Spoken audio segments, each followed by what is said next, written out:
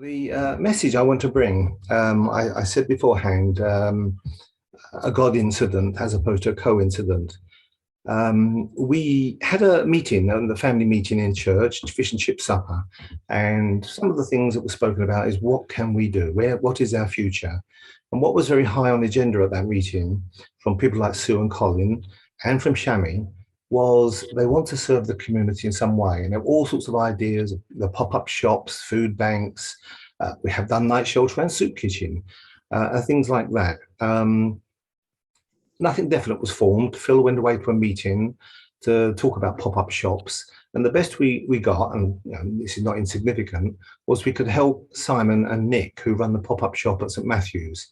They're struggling. It runs on a Thursday, but there's a lot of work in the week gathering stuff. People running around in the daytime. It's not always evenings. So assistance there would be much appreciated. And that was about the best that Phil could come back with from that meeting on what to do. So still we're thinking and pondering on it. And then yesterday I received a phone call from Colin Howe. Colin Howe is at IIC. His son came to talk to us a while back. And he attended this same conference that Sue and Colin had attended about inflation and the cost of living and how churches can contribute. And yes, much was mentioned on food banks, etc. But what he picked up from it was, in fact, the heating costs. The heating costs have gone far above inflation. Inflation has hit us in many areas, petrol, you name it. But heating is sort of up to 100% increase for some people. And there's been a lot in the news about it, so I'm going to share my screen again.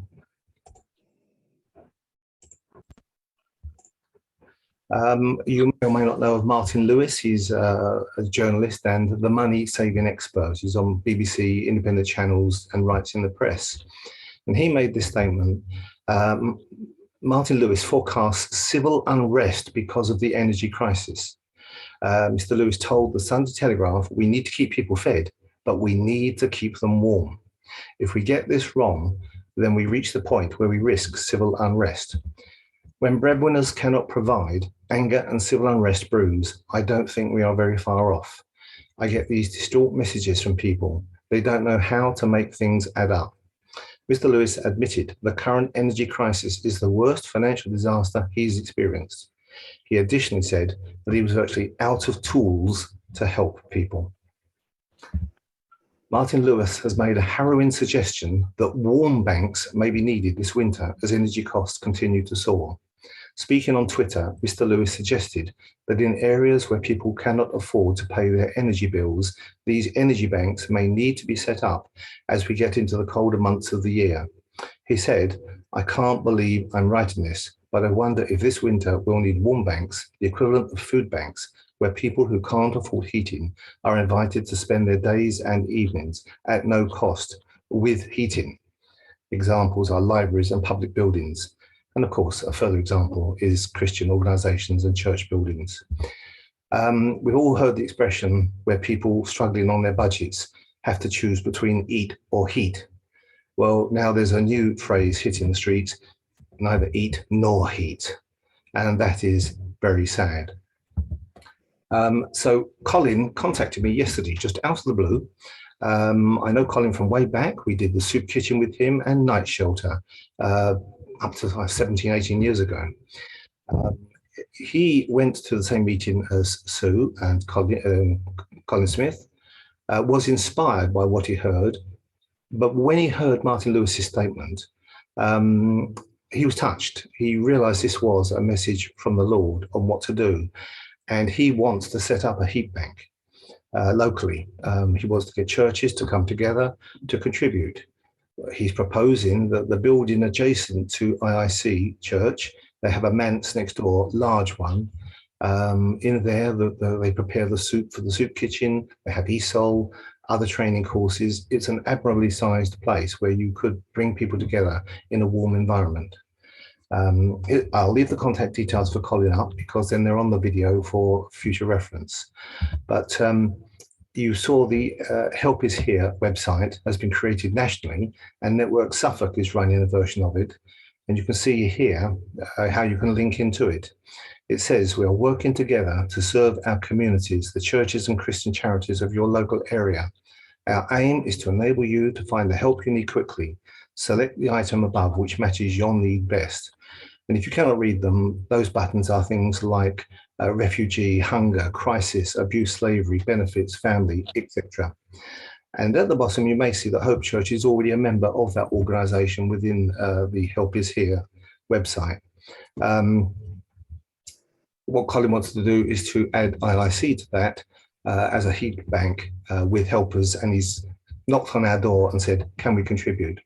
And the very fact that he did that yesterday afternoon, purely because I was the only phone number in his book that he could remember from IIC, he had Rod, but thought that was inappropriate, is why I think this is a God chat, should we say. Right, someone's just brought a chat up. Oh, Michael, I'm glad you find it inspirational, because that's exactly what Colin found. They had inspiration. They've had a meeting already, and I'll cover those inspirations in a bit. That's when we get a bit biblical. So the idea is to open buildings from 4 to 9 p.m. to invite referred families in crisis to a warm building. There should also be initiatives to address those needing daytime support. So Colin is only aiming for the evening. Organisations like the Citizens Advice Bureau, Family First, CAP and the Council, among others, can make referrals. Winter warmers or warm banks, relatively small buildings that are cheap to heat, that become a safe space. But we need a few volunteers to open up, welcome, encourage, befriend and close up. And that's where he's reaching out. They may have the building, they may have the resource, but they will need people to help with them. The aim is to help people move from crisis to coping. The place is a location that expert advisors and guides could use collaboratively. Examples include the CAB, TCAS, CAP, health outreach, cooking skills and accessing money-saving experts. However, the importance of befrienders cannot be overemphasized. As Christians, we understand befriending is as important as to wrap them in a blanket. I envisage small groups of churches coming together in a location to create adequate resource, initially on a pilot basis, and if the demand grows, God will provide. More churches or buildings, grant funding, volunteers, seeing it working. And if we have faith in God, that is true. The inspiration comes from Luke, the Good Samaritan. We all know that story, but let's just go through it a bit. If you remember, we had a visitor come to our building and he dwelled just on that first verse within the chapter. Jesus is talking with a man of the law and he's being tested. He asks the man and he replies, love the Lord your God with all your heart and with all your soul and with all your strength and with all your mind, and love your neighbor as yourself. You have answered correctly, Jesus replied. Do this and you will live. But he, the man, wanted to justify himself. So he asked Jesus, and who is my neighbor? In reply, Jesus said, a man was going down from Jerusalem to Jericho when he was attacked by robbers. They stripped him of his clothes, beat him and went away, leaving him half dead. A priest happened to be going down the same road, and when he saw the man, he passed by on the other side. So too a Levite, when he came to the place and saw him, passed by on the other side. But a Samaritan, as he traveled, came where the man was, and when he saw him, he took pity on him. He went to him, bandaged his wounds, pouring on oil and wine. Then he put the man on his own donkey, brought him to an inn, and took care of him.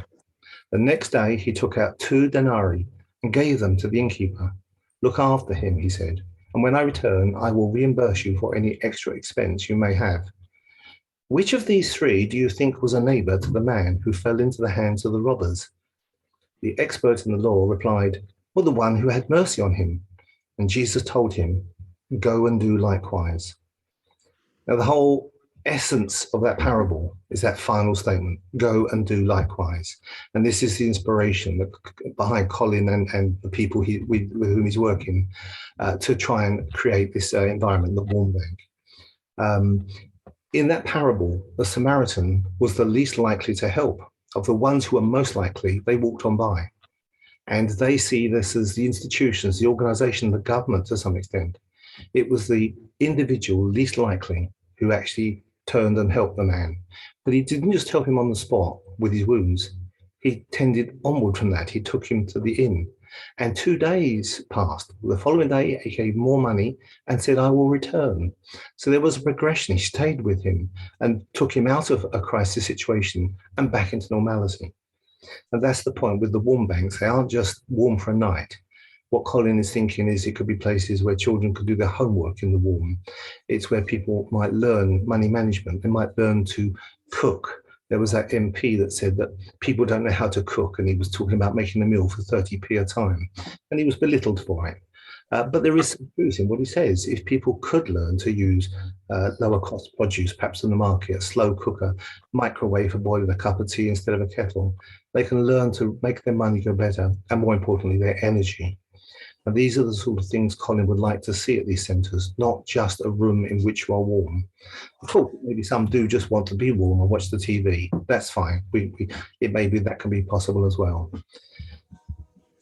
Acts 2:40 was one of the other passages, the fellowship of the believers. They devoted themselves to the apostles' teaching and to fellowship, to the breaking of bread and to prayer.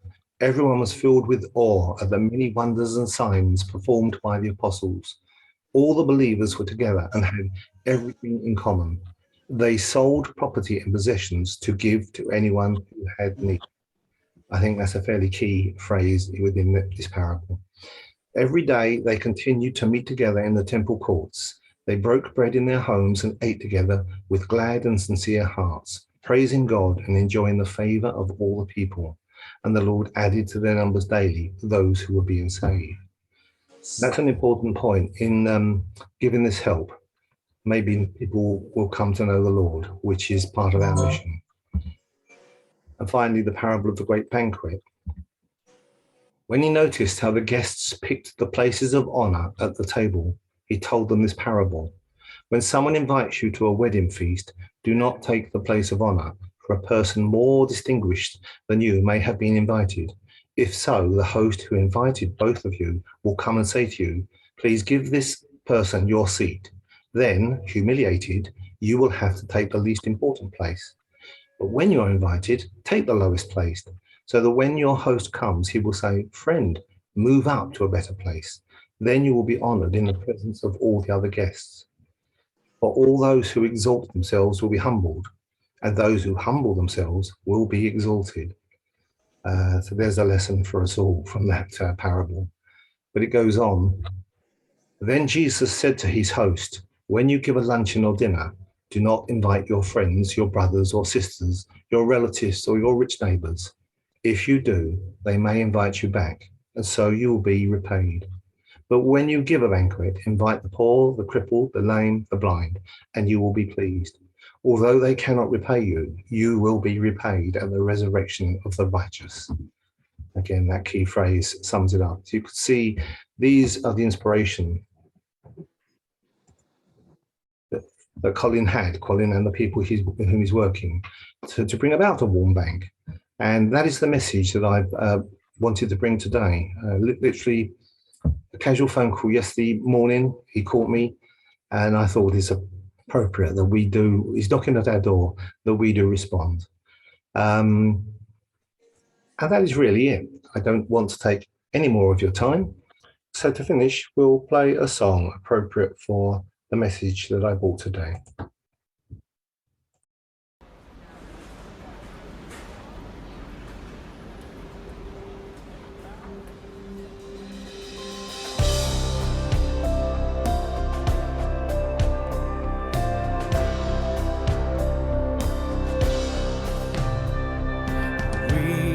Seek your kingdom throughout every sphere. We long for heaven's demonstration here. Jesus, your light shine bright for all to transform, revive, and heal society.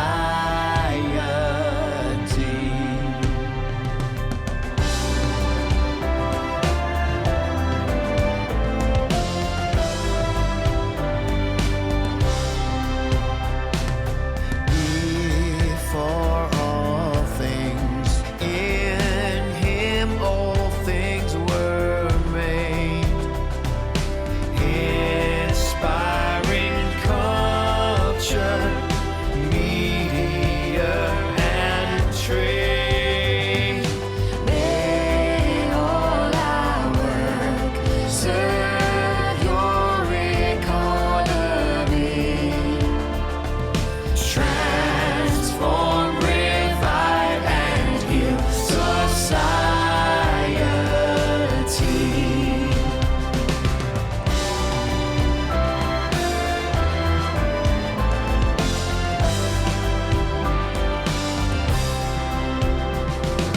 Peace, truth, and justice reigning everywhere.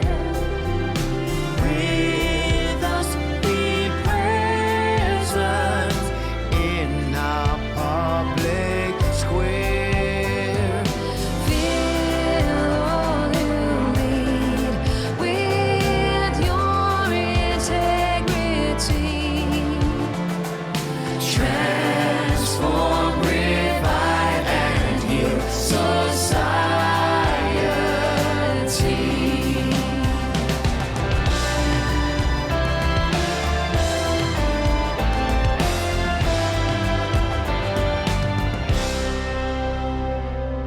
Forgive us, Lord, when we have not engaged, failing to scribe your heart on history's page.